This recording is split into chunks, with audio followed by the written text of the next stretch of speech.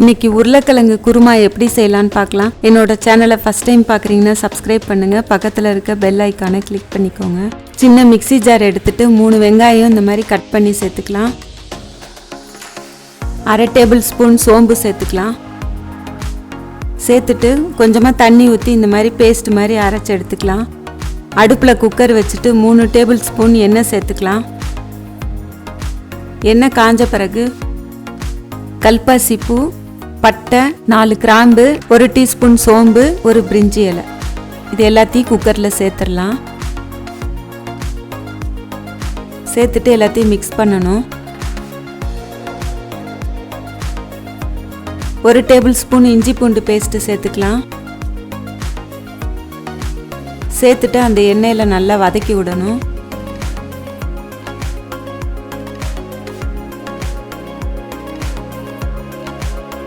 அரைச்சி வச்சிருக்க வெங்காயத்தை சேர்த்துக்கலாம்.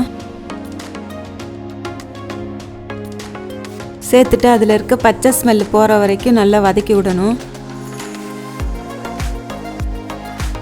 3 தக்காளி பொடியாக கட் பண்ணி வச்சிருக்கிறத சேர்த்துடலாம்.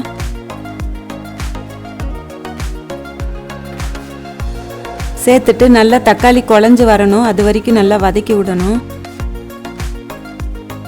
1/2 டேபிள் ஸ்பூன் உப்பு சேர்த்துக்கலாம். உப்பு சேர்த்துட்டு எல்லாத்தையும் நல்லா மிக்ஸ் பண்ணணும். 1/2 கப் தேங்காய் மிக்ஸி ஜாரில் சேர்த்துக்கலாம். 5 முந்திரி பருப்பு சேர்த்துக்கலாம். சேர்த்துட்டு இது எல்லாத்தையும் நல்லா பேஸ்ட் மாதிரி அரைச்சி எடுத்துக்கணும். தக்காளி நல்லா குழஞ்சி வந்துடுச்சு. கொஞ்சமாக கருவேப்பிலை சேர்த்துக்கலாம். 3 பச்சை மிளகாய் சேர்த்துக்கலாம்.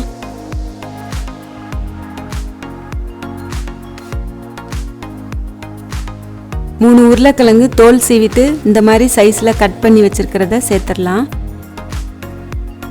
1/2 கப் பச்சை பட்டாணி ஊற வச்சதை அதோட சேர்த்துடலாம்.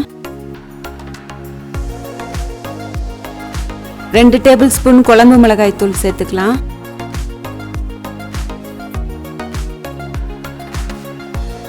ஒரு டீஸ்பூன் மஞ்சள் தூள் சேர்த்துக்கலாம். சேர்த்துட்டு எல்லாத்தையும் நல்லா மிக்ஸ் பண்ணணும். அரைச்சி வச்சிருக்க தேங்காய் பேஸ்ட்டை அதோட சேர்த்துடலாம்.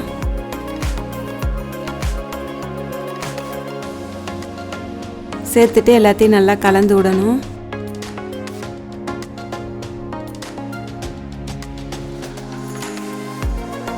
உருளைக்கிழங்கு பட்டாணி எல்லாம் வேகிறதுக்கு 2 கிளாஸ் தண்ணி சேர்த்துக்கலாம்.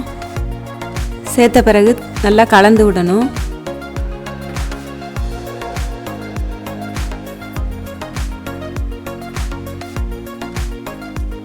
குக்கர் மூடி வச்சுட்டு 3 விசில் வச்சா போதும். பட்டாணி உருளைக்கிழங்கு எல்லாமே இந்த மாதிரி நல்லா வெந்திருக்கும். இதோட அளவுகள்லாம் நான் டிஸ்கிரிப்ஷன் பாக்ஸில் போட்டிருக்கேன், பார்த்துக்கோங்க. ரெடி ஆயிடுச்சு. இதை செஞ்சு பாருங்கள். இதை செஞ்சு பார்த்துட்டு உங்களுக்கு பிடிச்சிருந்தா லைக் பண்ணுங்கள், ஷேர் பண்ணுங்கள், என்னோட சேனலுக்கு சப்போர்ட் பண்ணுங்கள். தேங்க்யூ.